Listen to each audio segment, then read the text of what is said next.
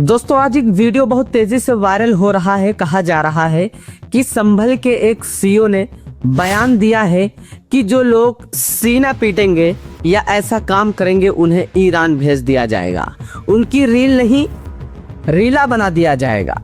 दोस्तों अब ये सवाल ये है, क्या भारत में किसी अधिकारी को इस तरह पूरे समुदाय को धमकाने का अधिकार है? पुलिस का काम क्या है? दोस्तों कानून व्यवस्था बनाए रखना, अपराध होने पर कार्रवाई करना, लेकिन पुलिस किसी समुदाय को धमका नहीं सकती और ना ही किसी नागरिक से कह सकती है कि वो देश छोड़ करके चला जाए या उसे यहाँ रहने का हक नहीं है, उसे दूसरी जगह भेज दिया जाएगा। ये संविधान की भावनाओं को ठेस पहुंचाना है। कानून दोनों के खिलाफ माना जा सकता है। भारत का संविधान क्या कहता है कि इस देश में हर नागरिक को बराबर रहने का हक है, बराबर बोलने का हक है, चाहे वो हिंदू हो या मुसलमान हो या किसी भी धर्म का हो। अगर किसी ने कानून को तोड़ा है तो उसके लिए अदालत है, कानून है। लेकिन किसी समुदाय को निशाना बना करके धमकी देना, क्या यह सही तरीका है? आपने डायरेक्ट मुसलमानों को बिठा करके बता दिया कि उसे ईरान भेज दिया जाएगा।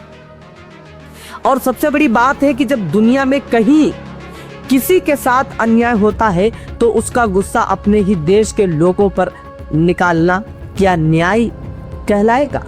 दोस्तों हमें किसी से नफरत भरे बयान से ऊपर उठकर सवाल पूछना होगा।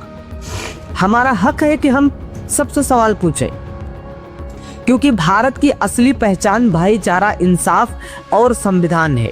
इसलिए अगर कोई भी चाहे कि वो नेता हो, अधिकारी हो या कोई और भी हो, तो दोस्तों नफरत फैलाने की कोशिश करेगा, अगर कोई भी हो, अगर नफरत फैलाने की कोशिश करेगा तो जनता का काम है सच को सामने लाना। दोस्तों क्योंकि सच छिपता नहीं है और नफरत से देश नहीं बनता, देश बनता है इंसाफ और एकता से। दोस्तों अभी मैं क्लिप वो आपको दिखाऊंगा।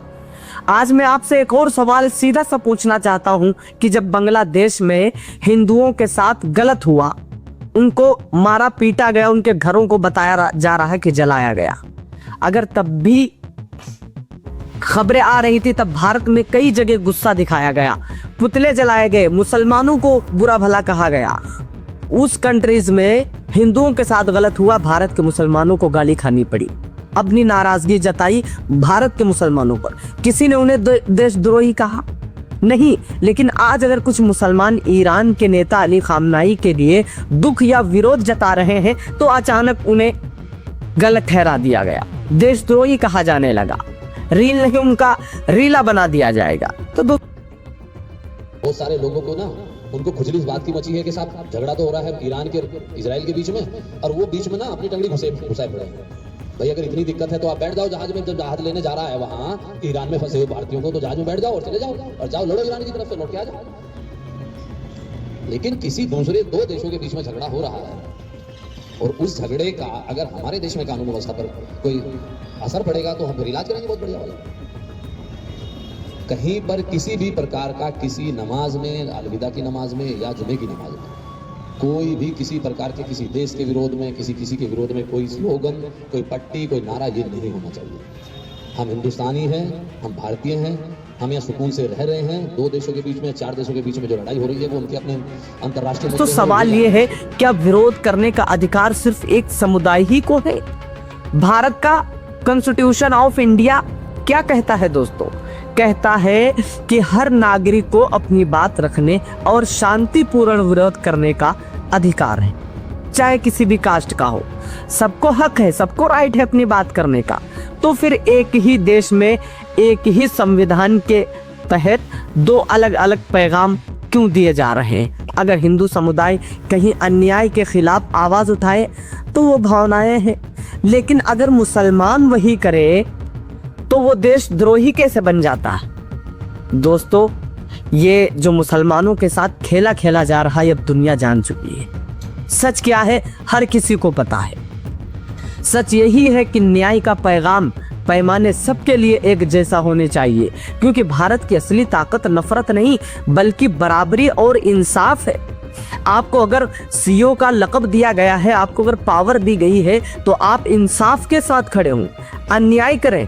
अगर कोई गैर बिरादर, अगर गैर मुल्क में कहीं अगर हिंदू भाइयों को परेशान किया जाता है तो हिंदू यहाँ प्रोटेस्ट कर सकता है। और अगर मुसलमान के खिलाफ कोई गैर मुल्क में अगर कोई आपत्तिजनक बातें होती हैं या कोई विरोध होता है तो आप मुसलमानों को सीधा वहीं भेजने की कोशिश कर रहे हैं। क्या आपने बांग्लादेश के विरोध करने वालों को कहा कि आप बांग्लादेश चले जाओ? आपको किसने अधिकार दे दिया? 4 मुसलमानों को बिठा करके आप सीधे उन्हें धमकी दे रहे हैं। मुकदमा तो आपके ऊपर होना चाहिए। आपने जो है ऐसा काम किया है। आपको पावर सिर्फ इसलिए दी गई है कि आप कानून व्यवस्था बनाए रखें, आप खुद कानून को बिगाड़ने की बात कर रहे हैं। दोस्तों, अगर वाकई मैं सच्चाई दिखा रहा हूं और सच्चाई बता रहा हूं तो आपको हक है कि इस वीडियो को शेयर करें और सच्चाई लोगों तक पहुंचाने की कोशिश करें, क्योंकि आज सच्चाई को दबाया जा रहा है और झूठ को आम किया जा रहा है। सच्चाई क्या है दोस्तों?